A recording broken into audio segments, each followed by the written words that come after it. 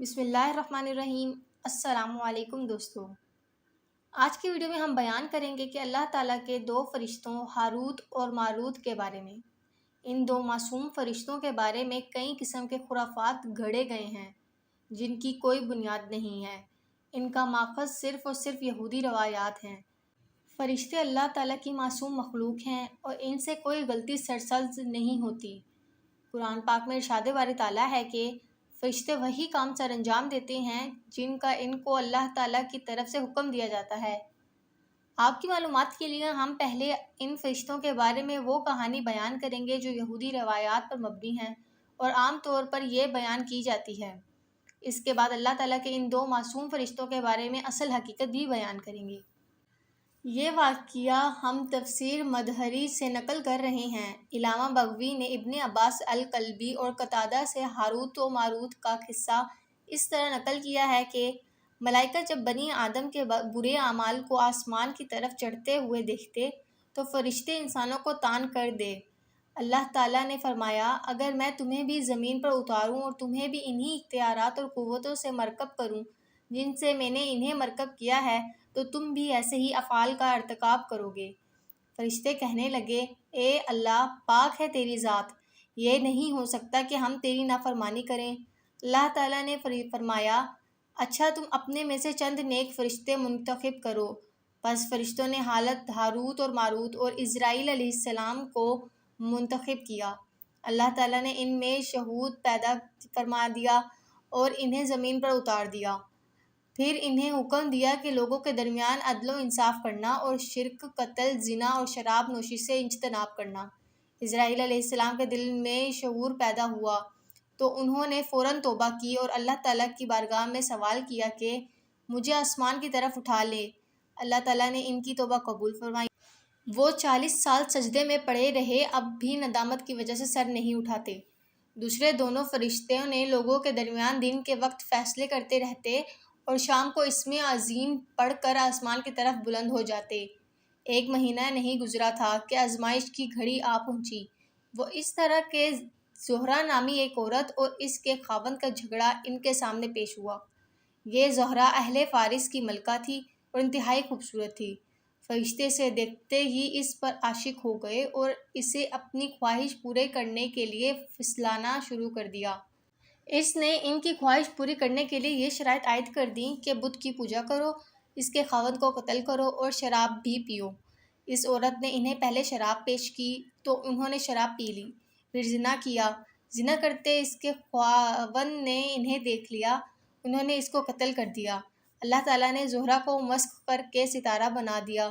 جب شام ہوئی تو ہاروت و ماروت نے گناہ کے ارتکاب کے بعد آسمان کی طرف بلند ہونا چاہا تو ان کے پر ان کی مدد کرنے سے عاجز تھے۔ دونوں حضرت ادریس علیہ السلام کے پاس دوڑے ہوئے آئے اور اللہ تعالیٰ کی بارگاہ میں سفارش کرنے کے لیے عرض کی۔ پس حضرت ادریس علیہ السلام کی سفارش پر اللہ تعالیٰ نے انہیں دنیا اور آخرت کے عذاب میں اختیار دیا۔ انہوں نے دنیا کے عذاب کو اختیار کیا کیونکہ یہ ختم ہونے والا ہے، چنانچہ اب تک وہ بابل میں ایک آگ کے کنویں میں لٹکے ہوئے ہیں۔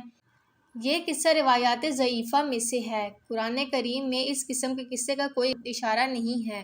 بعض روایات جو اس قصے کے متعلق وارد ہیں ان میں سے کچھ ایسی باتیں بھی ہیں جن کو عقل تسلیم نہیں کرتی۔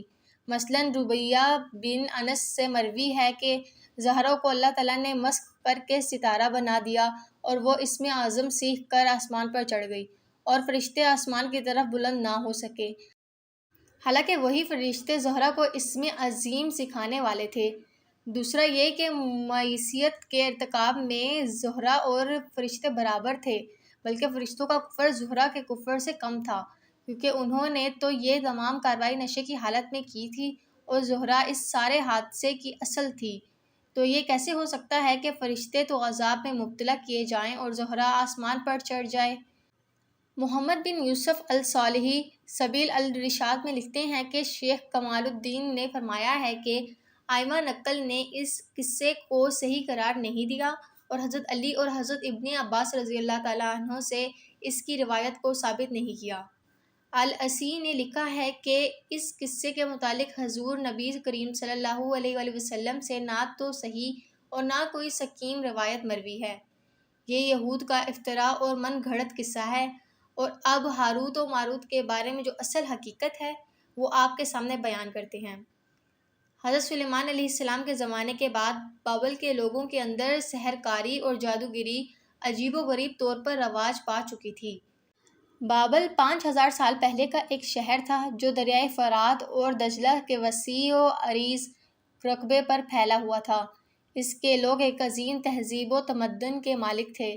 اس شہر میں بلند و بالا قلعے، فلک بوس محلات اور بہت بڑے بڑے بت کدے تھے۔ ان بڑی بڑی عمارتوں کے کھنڈرات اب بھی موجود ہیں جو آثار قدیمہ میں شمار ہوتے ہیں۔ بابل کے لوگوں کے درمیان جادو اور سحر بہت عام تھا۔ وہ لوگ حیرت انگیز اور حیران کن کاموں کے لیے طلسمات، مخصوص قسم کی گھاس، متبرک پانی چھڑکنے اور سلائی شدہ پٹیوں سے استفادہ کرتے تھے۔ تاریخ میں ملتا ہے کہ حضرت سلیمان علیہ السلام نے بابل کے لوگوں سے جادوگری کے بارے میں لکھی ہوئی تمام تحریریں اکٹھی کر لیں اور حکم دیا کہ ان کاغذات کی مخصوص جگہ پر حفاظت کی جائے۔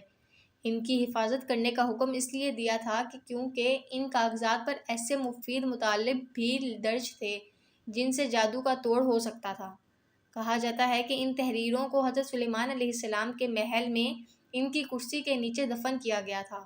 حضرت سلیمان علیہ السلام نے یوں سحر اور جادو کو نابود کرنے کا اقتدام کیا تھا، لیکن ان کی وفات کے بعد شیطان نے ان لوگوں کو ورگلایا اور کہا کہ میں تم کو ایک خزانے کا پتہ بتاتا ہوں۔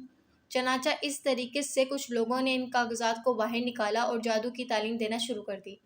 یوں سحر اور جادوگری کا بازار دوبارہ گرم ہو گیا۔ یہی نہیں بلکہ شیطان نے ان لوگوں کے ذہن میں ڈالا کہ حضرت سلیمان علیہ السلام اللہ تعالیٰ کے نبی نہیں تھے بلکہ ایک جادوگر تھے، اور وہ جادو کے ذریعے سے ہی جنوں، پرندوں اور ہواؤں کو اپنے قابو میں رکھے ہوئے تھے۔ یہی وجہ ہے کہ جب حضور اکرم صلی اللہ علیہ وآلہ وسلم نے اپنے دور کے یہودیوں کے سامنے بیان کیا کہ حضرت سلیمان علیہ السلام اللہ تعالیٰ کے پیغمبر تھے، تو وہ بہت حیران ہوئے اور کہنے لگے کہ سلیمان تو ایک جادوگر تھے۔ اس موقع پر اللہ تعالیٰ نے حضرت سلیمان علیہ السلام کی بریت کے لیے قرآن کریم کی سورہ بقرہ کی آیت نمبر 102 اتاری، جس میں کہا کہ سلیمان علیہ السلام نے کفر نہیں کیا تھا بلکہ وہ شیطان ہی تھے کہ جنہوں نے کفر کیا تھا۔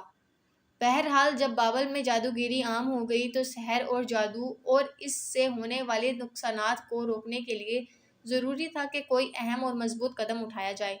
ایسا کرنے کے لیے لازم تھا کہ پہلے سحر اور جادو کو سیکھیں تاکہ اس سحر اور جادوگری کو پھونک مار کر یا دقیق مہارت حاصل کر کے باطل کر سکیں۔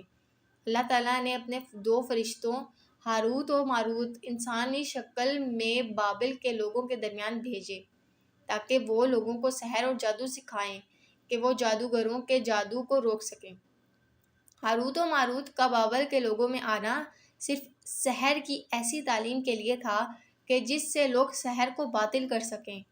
اس لیے وہ جسے بھی سحر کی تعلیم دیتے اسے کھل کر کہتے انما فتنۃ فلا تکفر، ہم تمہارے لیے آزمائش ہیں، بس کفر اختیار نہ کرنا، یعنی کہ جادو سیکھ کر اس کا غلط استعمال نہ کرنا۔ لیکن ان لوگوں نے ہاروت و ماروت کی تعلیم سے غلط فائدہ اٹھانا شروع کر دیا اور سحر اور جادو کے ذریعے لوگوں کو نقصان پہنچانے لگ گئے، میاں اور بیوی کے درمیان جدائی ڈال دیتے۔ اس غلط کام پر اللہ تعالیٰ نے ان کی سخت سرزنش کی۔ اس بات کا بیان سورہ بقرہ کی آیت نمبر 102 میں ملتا ہے۔ ہاروت و ماروت کو انسانی شکل میں بھیجنے کا فلسفہ یہی تھا کہ وہ لوگوں کو جادو کی کاٹ کرنے کے لیے جادو سکھائیں۔ اس مقصد میں انہیں کامیابی بھی نصیب ہوئی، اگرچہ بعض افراد نے مثبت عمل سے غلط فائدہ بھی اٹھایا ہے۔ بس یہی تھی اللہ تعالیٰ کے 2 فرشتوں ہاروت اور ماروت کی حقیقی داستان، جن کے بارے میں بہت سی خرافات بھی بیان کی جاتی ہیں۔